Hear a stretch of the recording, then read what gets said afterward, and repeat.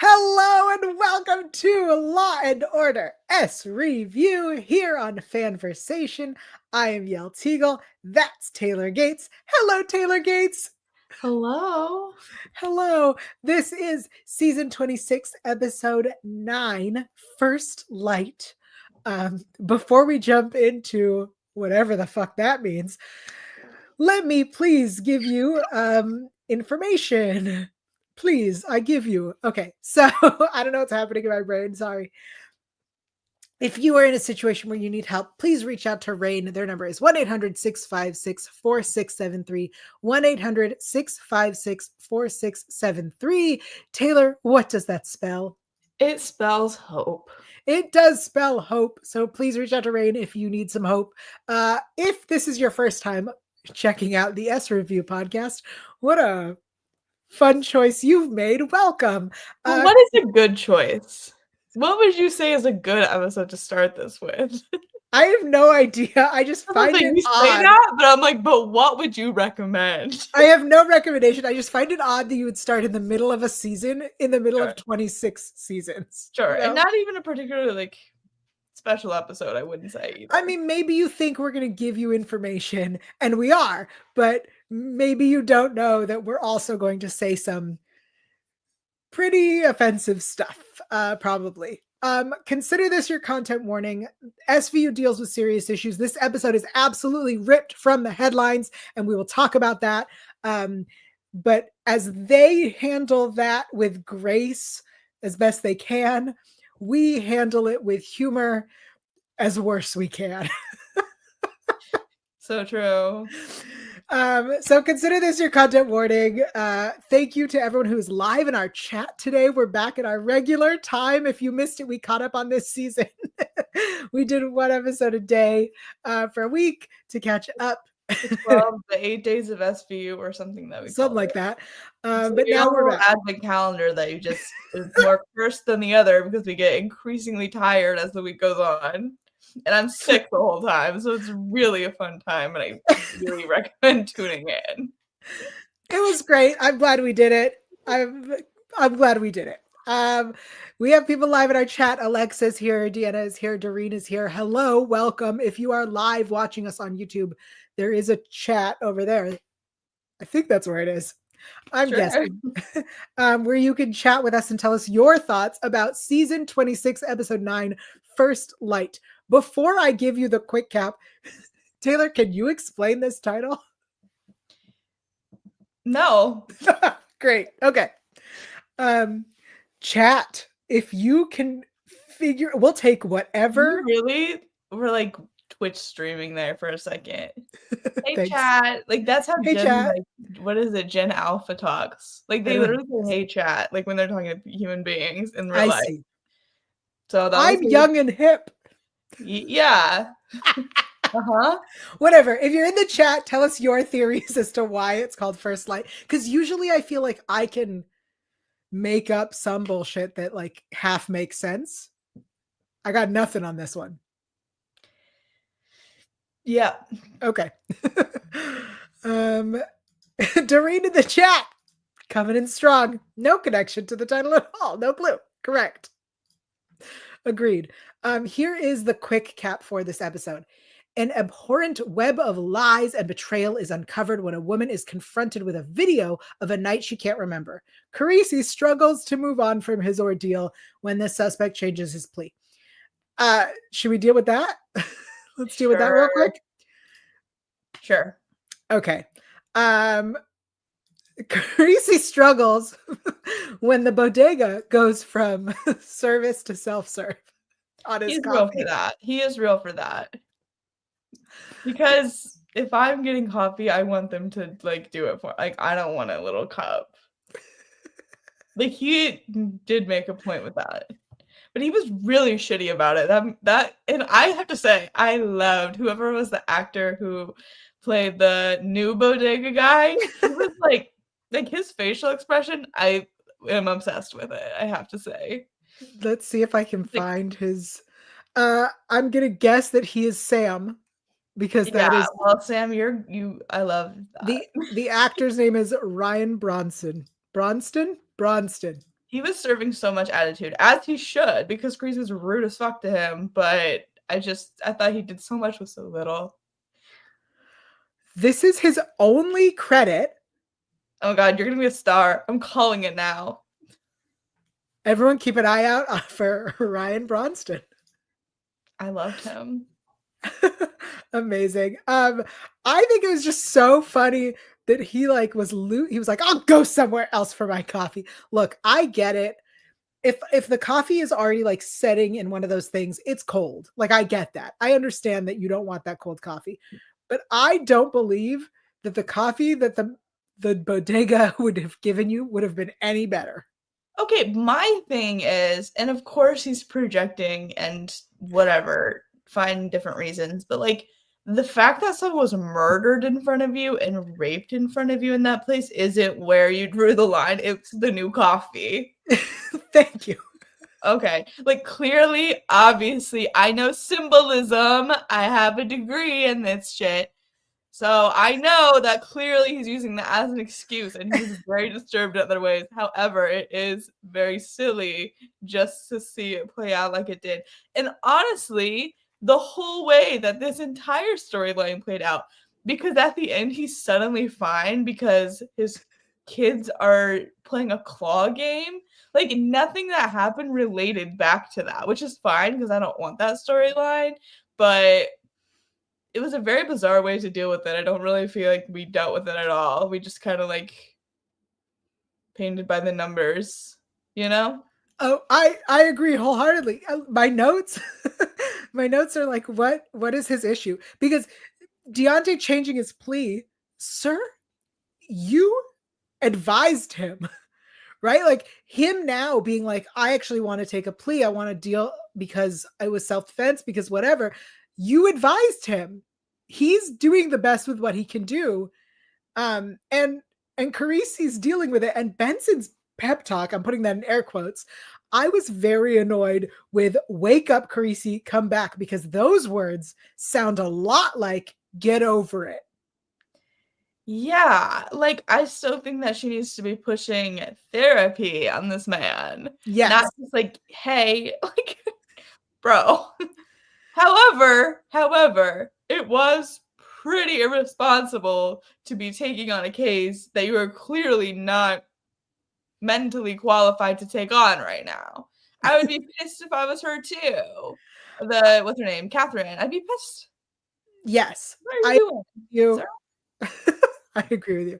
Alexa in the chat says Carisi was magically fixed. Honestly, it was a pep talk and a pizza. That's all he needed. Pep talk and a pizza. Dorit asked why he even went into the bodega, which I thought was great.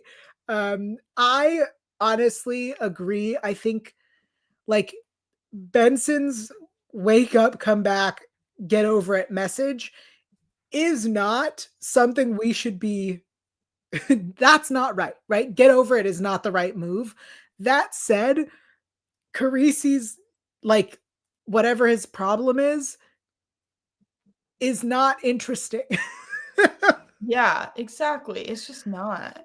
We've seen it a bunch and we've seen it done better. I mean, Yes. I feel like whatever, William Lewis is not my bag. I don't like those episodes. However, an episode that I think was done well and dealt with well in the aftermath is Undercover, when Olivia was in the jail and was like assaulted and almost, and I feel like they did a pretty decent job after that of dealing with like her PTSD and whatnot. Of course, there, imperfections, but I mean, I feel like that's an arc that made sense and was like interesting. And I feel like they're kind of half-assing it here because they have to, because it has no relation to like, if he was really shook up about the fact that he witnessed a rape, I feel like that ties in and makes sense. But like, what he's upset about is like not like, it's not on theme, so who cares? Sorry, but it's funny that you say that, because if you remember, I was so annoyed that he was sitting there crying over a dead body as opposed to being upset or at least trying to do something about the rape that was happening in the same place. And it's fine if it's both of those things. I think both of those things should be true, but the fact that that element is not being brought up at all is weird to me. I I agree. feel like that would disturb you almost just as much, you know? Yes, I agree. In this show, like even just thematically speaking. Totally. Also, the like his upsetness with Deontay taking like trying to get a plea deal and justice, air quotes on that, not being served or whatever. Like that in and of itself is a weird like problem he's having because you you advised him through this thing. You were trying to get yourself out by giving this man legal advice. And I understand that it didn't end, the whole thing didn't end the way you thought it would, but you can't be mad that he's now trying to use the system. And also, like, not to defend this guy, but he did save your life, Yes. kinda. Like, he did hold up his end of the bargain. You don't have to be best friends with them, but, like, there has to be some nuance there that he is just not seeing at all. Like, I understand being pissed at him, he put you through a lot, but you also wouldn't be alive if not for him. Right. I'm with you. I'm with you. But it seems that he's gonna be okay. And all of this was a waste of our time. Oh, it's all gonna be okay. Honestly, while I don't hope this story continues, 'cause I don't really care. If it does come back, I hope it comes back in a way that makes sense, is interesting, moves the plot. Like that'd be nice. Yeah. Let's talk about the actual case. So we have Catherine and her husband, Harris. What did you think of this story, Taylor? Okay, well, it's time for me to say something inappropriate because the whole beginning where horror was being written everywhere, all I could think of was like that black swan scene and meme where she's like wiping the word whore off the mirror. Does anyone know what I'm referencing? Because that's all I could think about. And I was like, wow, this has such funny meme potential, which is terrible. But I'm sorry if you put something like that in it, like it's gonna get memed probably. I think that this was a really interesting case in theory, an important case in theory, and I thought the execution was lackluster at best. Okay.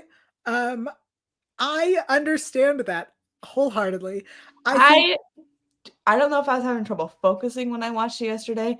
I swear to God, I had to rewind because I was not grasping what the hell was happening at some of the points. And it's pretty simple, but I feel like they I don't know. The delivery of it, like with the neighbor, I was like, what the hell is going on in the chat room? I don't know. I was like, did I miss something? And I feel like they just presented it, or maybe that's a me problem. I don't know. Maybe it's just a me problem. But I was like having so much trouble focusing and like processing the first like 15 minutes of this. oh, interesting. That may have been a you problem. Yeah. Yeah, it probably was. But I was like, you're just throwing out all these names. And I'm like, who are you talking about? Yeah. I get what you're saying. I think I spent the first, I don't know how much till something changed. I was like, oh, we're doing an ambient episode. Like, oh, we're doing an ambient episode. Mm. But then I literally went, either we're doing an ambient episode or the husband set her up. And then it took me way longer to realize, wait a second, I know this case. I know what case. It took me French case. yes, it Yeah. took me a long time Mhm. to like click in my head. Wait a second, this is ripped from a headline. When they brought in like I guess he was a tenured professor. I was thinking he was a student until they said that somehow. Okay. But once that happened, I was like, okay, I know. Yes. Which like that's a horribly disturbing case. Let me just say, like, just so awful. I feel like this episode didn't really weirdly do justice to the magnitude of that headline, if that makes sense. You know Oh, what I mean? totally. Absolutely. I agree with you. We'll talk more about the actual case that this is based on, which is horrific. Yeah. And I agree with you wholeheartedly that this episode definitely like downplayed it. And took us into, or at least in my brain, took us into a different direction. Maybe not. It's just the things that I latched on to that I was like, oh, I can't wait to talk about these things. Yeah. If you've never watched this podcast before, then you're in for a fucking treat, because I like to teach us all about people's kinks. And today will be no different. So we met a character that I'm pretty sure you love, Annette Gallagher, the wife. Oh, she was iconic. Obvious. I was like, yeah, I called her a horn. What about it? I was like, so true. Honestly, she's the hero of the episode. She's a legend. I love her. But she, like, in the end is the hero, in that none of this would have come to light had she not followed her cheating husband and then written whore on the girl's door. Yeah, she's a legend. Like, I love her. She was my hero from the get-go, but I'm glad everyone finally saw that at the end. Yes. There was this moment, there Deanna in the chat says, Yael should have her own masterclass on kinks. To be fair, thank you. To be fair, I have to research most of these kinks because I know like surface level about each of them, but not enough for a masterclass. Also, not a doctor, not here to give you advice on kinks. Do your own research. Okay.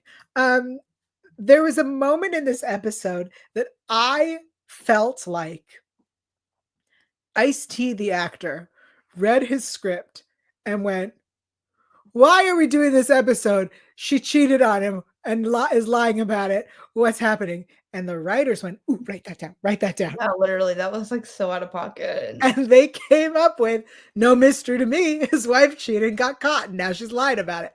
Like, in my mind, Ice-T was like, this isn't an episode, I'm confused. Yeah, that was so weird. It's always weird when like the detectives say shit like that, because I'm like, you know where you work and you know that you've had 500 cases where nothing was as it seems at the beginning, right? Okay. So funny. Oh, ooh, Alexa. Alexa says he phoned in those lines. Damn. Vicious today. He delivered them how he delivers lines. Yes. No shade, no hate. That's just Ice-T for you, baby. That's true. So, all right. So she is whore written on the door. The USB drives are delivered. I appreciate the way that it like unfolded, but I was surprised at the husband. He felt like creepier, and I expected him to be worse. You know what I mean? Like, again, I think this episode downplayed. Which husband? Harris? Oh, sorry, Harris. Yes. Yeah. Well, I mean, honestly, I kind of disagree with that, because I actually really liked the beginning where we see them in like this cute little domestic scene. I was like, oh, like I believe that their marriage was good and wholesome and whatever, and I thought they were going to witness some like crime outside and be pulled into it. So I actually did appreciate the fact that it was like not everyone is what they seem, because I was like, okay, like he seems cool. They seem like a cool professor couple. And then obviously it wasn't like that. But I did kind of like that juxtaposition because they had me fooled personally. Interesting. I want to give some actor shout outs speaking of the performances. So Catherine was played by Emmy Landecker, who's in a lot of stuff. I was like, not gonna lie, I feel like the days of big names appearing on SVU are pretty over, unfortunately. We don't really have like big guest stars anymore. In my opinion, correct me if you think I'm wrong, but I don't think we've had like a ton of like, bigger names on. So I was like kind of surprised to see her in this, honestly. This is her third episode. Oh. She was in season 4, episode 13, Rotten, season 6, episode 23, Goliath, and now this one. Interestingly, somebody else pointed out, Doreen in the chat, coming in hot, giving us one of my favorite repeat offenders. The actor who played Harris is Leland Orser. I love this actor, and he was previously in Coerced. If I remember correctly, that is the episode where he is not taking his medication and he thinks that the fascistes are speaking to him. Yeah, that's Tate's really dead. Yes, look at the man with the big hat, Tate. Yes, that's season 5, episode 6, Coerced. Thanks everybody. Where he kidnaps a boy because he thinks that that boy is his son Tate, but he's not taking his meds. Oh, yes. Oh, my memory is so good. All right. Tommy Gallagher was played by Alex Morph. Annette Queen. Annette Love Gallagher her. played by Kristen Scholes. Derek Poole, who again, I'm with you. I thought he was a grad student or like Yeah, I was like, oh, professor. Okay. Like an assistant, like not a professor, but okay. Played by James M. Riley. Dr. Silver, which was such a very small part of this episode. Carrie Saffron was the actress. And of course, I believe Sam, our bodega boy, I love him. Ryan Bronston. Oh, and the Teru Tech, who was great. Kat Donachi, great performance. Yes. Love. So good. Really good performances. Agreed. All around. I'm surprised we didn't meet the PI. Just want to throw that out there. Yeah, true. That like Annette had a PI follow Tommy, and then the PI was talked about during the trial. So like, why wasn't I'm surprised we didn't meet a PI. Yeah. Okay, we're going off script a bit, but I think I realized why I didn't like this episode. Okay. And that is the courtroom stuff. Because what the hell is that judge doing? Nothing. Literally. You're just letting that DA say the craziest shit. Defense attorney. Yeah, that's what I said, DA. Oh, yeah. Is that not right? I was like, is that not what it's Aren't the DAs the district attorneys? Oh. Yeah, okay, true. Defense attorney would be different. I mean, it's the same letters, whatever, stupid. Not the point. The point is, I agree with you. Honestly, the court stuff was the hardest. Like, I had to go back and rewatch it because. So let's talk about the sleeping pills thing. Benson suggested that, right? Like, that was the original theory. Is Benson suggested, because I rewatched. Benson suggested, hey, maybe you were on medication and therefore you did all these things you don't remember. And Catherine went, okay, that is possible. I hear you. That is possible. So the fact that we then get to the trial, find out that the medication was tampered with, and also they're claiming that that was Catherine's original theory. I don't know if it helps or not, but it was Benson's theory. Catherine did not say, I think this is what happened. Benson said this might be what happened. And Catherine said, yeah, that makes sense. So she didn't necessarily change her story in so much as she went, yeah, that makes sense. And then evidence proved that that is not what happened. Yeah, exactly. She never like had a story. She was like brainstorming with them. Yes. Her story was, I don't know. Like, yeah. So yes, and I agree. And then we had Dr. Silver on the stand talking about how the medication was tampered with, which like the medication was tampered with. Yeah. There's this let's talk about this forum. Because when Benson is like, there are two options. One is that you went on to this forum that you've never heard of and have no memory of, talking to all these people. Let's put aside the fact that they then find out it was during the day while she was at work. That's one option. The other option is that someone else did that, and the only other person who had access to everything is your husband. When they round up the guys that he talked to on the forum, and these guys were surprised that a man was pretending to be someone else on the internet, all I could think was, what male privilege to not expect that the person you're talking to on the internet is probably a creepy dude. Yeah. Like, yeah, you got catfished. I'm shocked. Yeah, it happens all the time. People on the internet aren't who they say they are. That's so surprising. Crazy. Also, like, all of these men are over 40, right? They know better.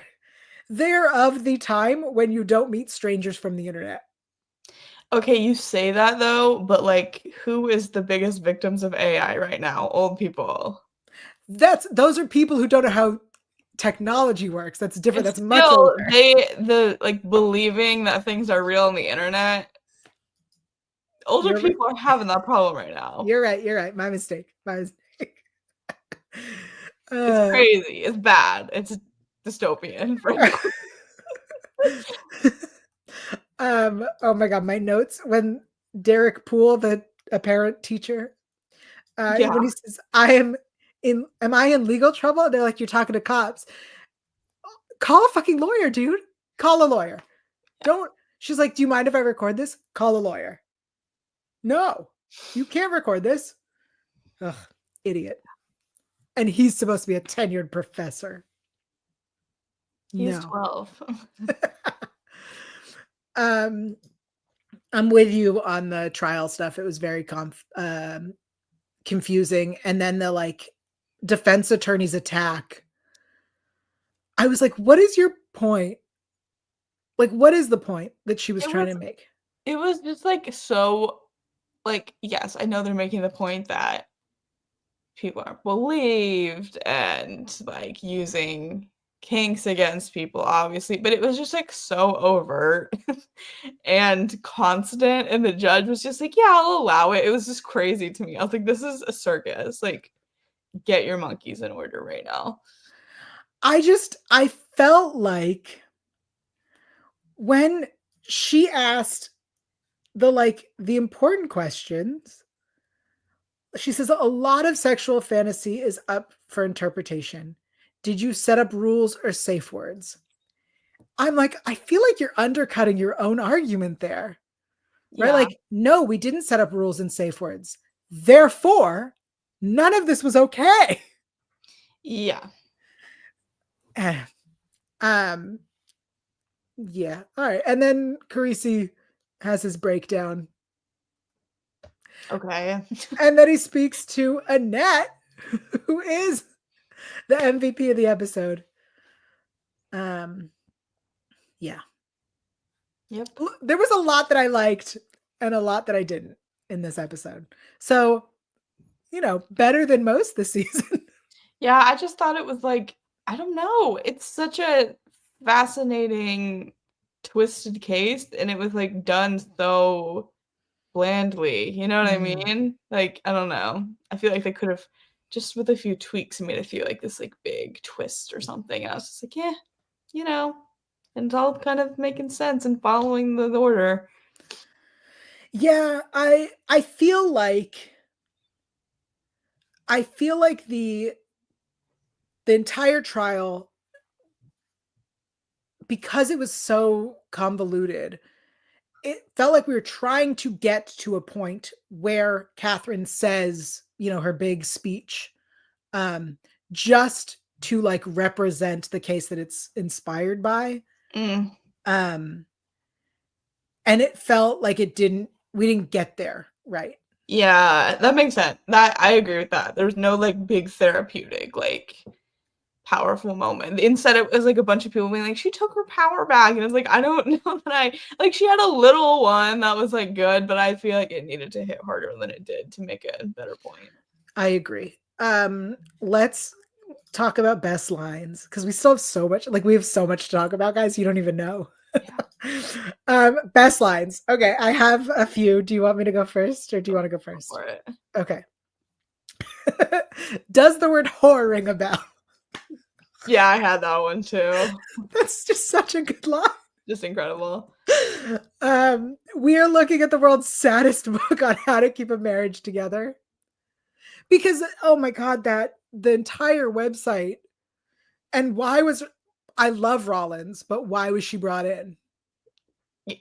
Get that paycheck, Kelly. Get your bag. Oh, this is a line that like was just so, I think it was just really well written. She'd rather believe a palatable lie than a truth so devastating that it would rip her life apart. Yeah. That was sad. That line is fantastic. And which is, my marriage is over. And then Benson says, it's been over for a while. You're just finding out now. Vicious. Yeah, like, whoa. Also, it's been over for the whole time because he's always had that in him, in my opinion. Yeah. There was never a marriage. It hasn't. So how can it be over? Like, oof. Vicious Benson. Those are my lines. What do you got? Who are we looking for? Someone with a one-word vocabulary. I said, okay, I'll give that one to you. That's who I was exchanging fantasies with, some old dude. My husband's stupid, but he's not a rapist. Yeah. And finally, naughty little catechism of perversion your life has descended into is crazy. I saw that one coming. Yeah. I was like, whoa, yeah, get it. Damn. Nice. Those are the best lines for this episode. I found the roommate syndrome website to be very interesting. But it is this is the world's saddest book on how to keep a marriage together. Honestly, I don't know that that's what it was, but all right. Okay.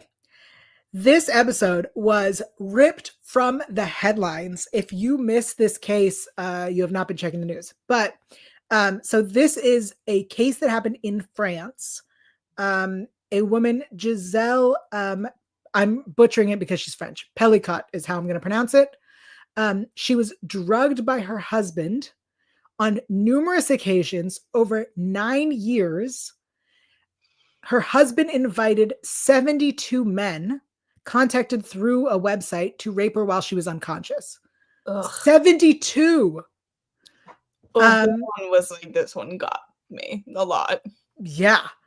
The trial got widespread media coverage because she waived her right to anonymity as a survivor of sexual assault and pushed for the hearings to be heard in open court, insisting that the shame should fall on her abusers and not her. 51 men were convicted on different counts, including her husband. She's a fucking badass. Like, that's damn. Like, she should not obviously have had to go through that, but that's like a very heroic thing to do, to bring attention to shit like that. Yes. Which is why, like, her statements echo similarly to Catherine's like final statements when she was on the stand. So I felt like that was why we did that for the episode. But yeah, so this is a real life case. It was horrific. And this episode definitely took the bones of that case and downplayed it in a way that I felt did not do justice to the people, to the woman involved, to Giselle. That said, this episode did bring up quite a few concepts that I am very excited to share with you all on a more silly note. And the biggest one that I want to talk about is compersion. That's something I learned as well. Well, first it's time for shower thoughts. Oh. So for our friends who listen in the shower, hi, I hope your shower is nice. I want to talk about compersion as a concept in the shower. I want to talk about it while you're in the shower. This is the concept, not compersion specifically in the shower, for clarification. Well, up to you. Because what's important about the concept of compersion is that it is not specifically, it does not require it to be about sex or sexuality or in any way. It is the joy and pleasure in your partner's joy. So it is the opposite of jealousy is the easiest way to look at it. Think about when your partner or friend or someone you love deeply, your family member, has something they're celebrating and you are genuinely happy for them and that celebration. They get a promotion and that does not impact you at all. You're just happy that they got this. That is compersion. That said, this term is used a lot within the polyamory world and within other kinks as well. And therefore, is just a fun concept and a word that I feel like is not used enough. But it's definitely something I feel. Yeah. The first time I saw this word, I was like, oh, I feel that a lot, actually. I feel compersion a lot. Never experienced that.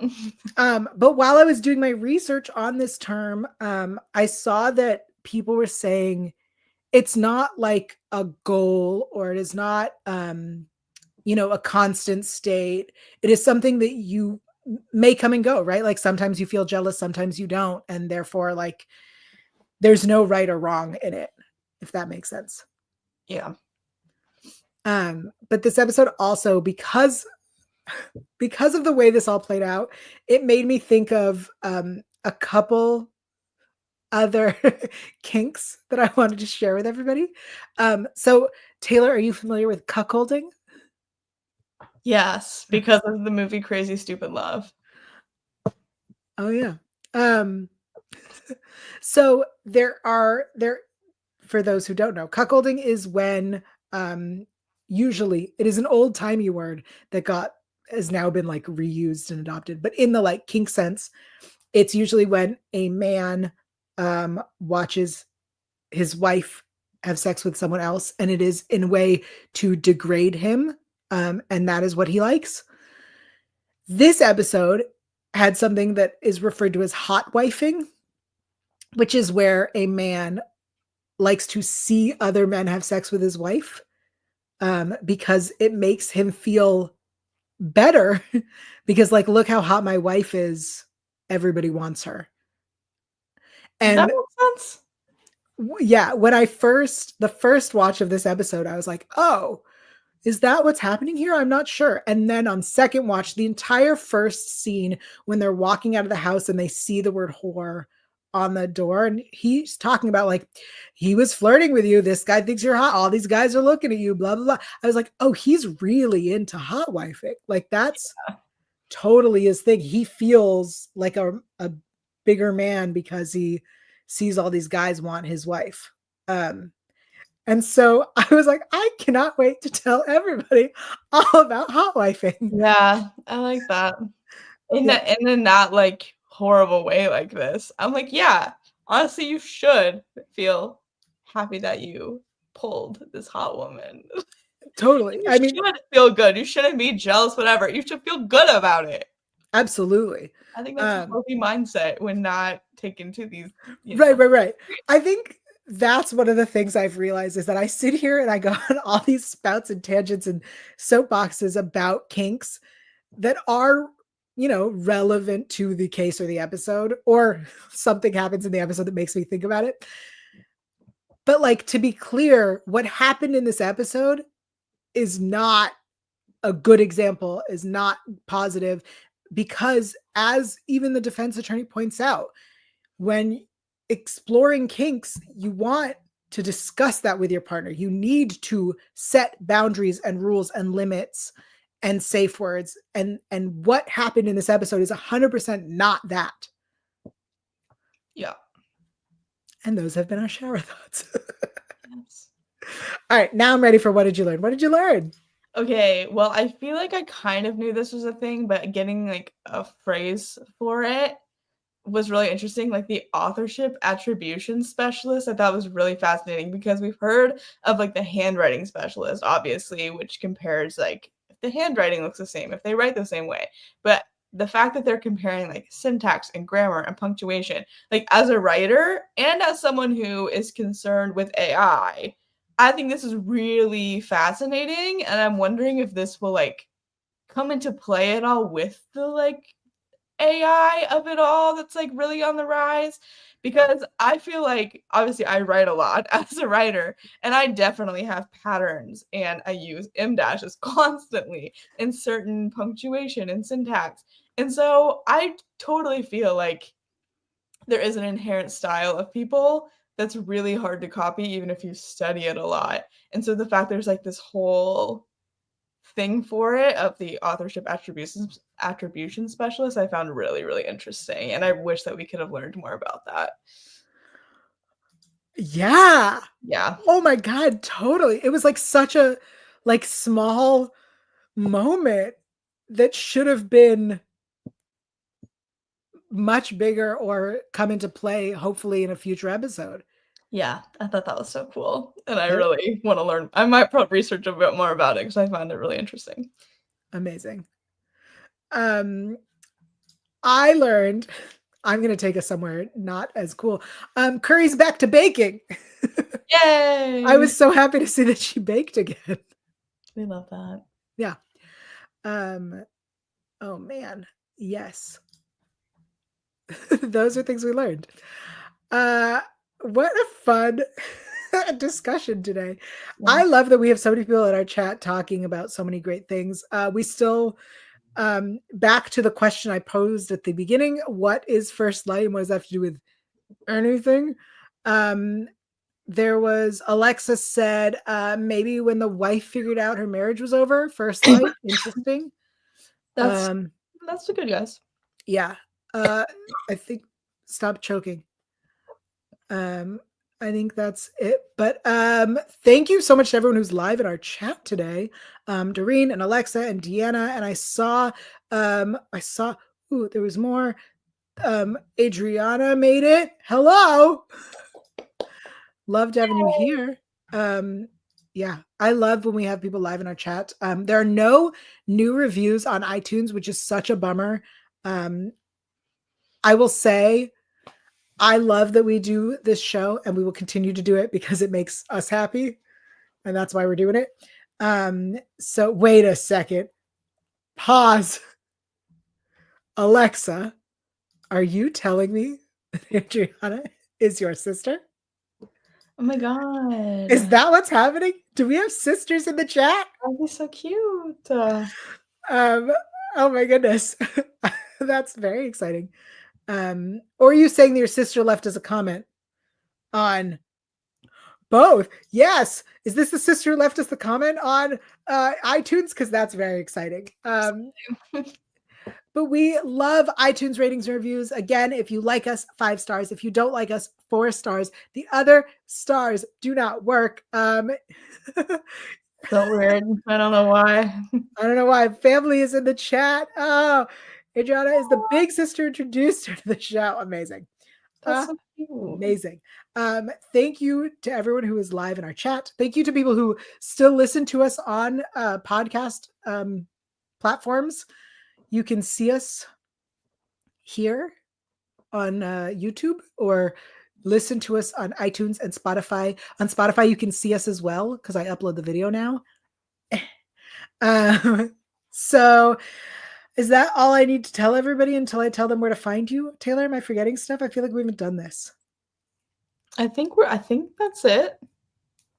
I believe. All right. Well, thank you to everybody who's joined us. Thank you. Yes, Adriana's the sister. Left the comment. Amazing. We love having you all here. It's so wonderful. And the fact that we have families coming to us, especially because it's not a family-friendly show. It is now. It's friendly to families, but not family-friendly. Sure. Yeah. All right. Until next week, which is a brand new episode, and we will be back. I want to say we're not going to be back at our usual time. Not on Sunday. I'll be at a film festival. Right. So sorry. There's a new episode this week, everybody, but our podcast is taking a little break, and we'll let you know. I should have talked to you. We'll let you know when and where. Yes. Taylor, We'll do it. Sorry, if you want to yell at me for delaying, you can find me on Twitter still at @alphabet_and. You can also find me on Instagram at Taylor_Gates_. Are you on TikTok? Well, no one was for a couple hours yesterday. Oh, it's back? No, I don't really do TikTok. I literally stick to those two pretty much. All right. I am on Instagram at Yael Tygiel. That's YAELTYGIEL. I did think about another platform for a minute yesterday and decided against it. So I'm just on Instagram right now. What? Which one were we considering? I was considering quite a few. Okay. I was thinking about Blue Sky. I don't even know what it is. And then I was thinking about Threads. I didn't know what that one was either. And then I went, why am I bothering? I'm on Yeah. Instagram. No. And if you want, honestly, I'm going to just put it this way. If you're fascinated by the crazy kinks I talk about and want to read romance novels that explore any of the kinks I've talked about, check out Good Little Library Mouse. That is my Bookstagram account, where I talk about romance novels, specifically a lot that cover wild and crazy kinks. Until whenever we do the next one, thanks for joining us, everybody. We love you. Mwah. Bye. Do the hearts.